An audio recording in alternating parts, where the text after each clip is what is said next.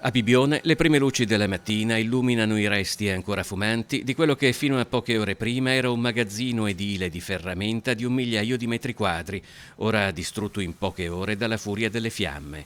Qua e là, all'interno della struttura, sopravvive ancora qualche focolaio che sarà spento attorno a mezzogiorno al termine di parecchie ore di intenso lavoro dei vigili del fuoco.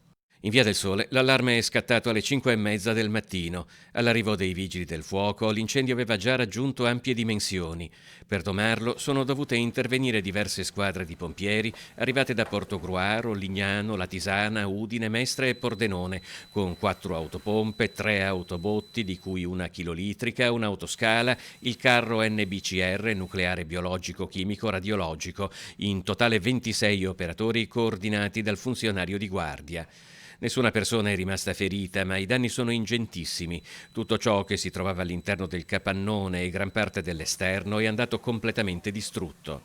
Sul posto è intervenuta anche la polizia locale, il sindaco di San Michele al Tagliamento e il personale dell'ARPAV.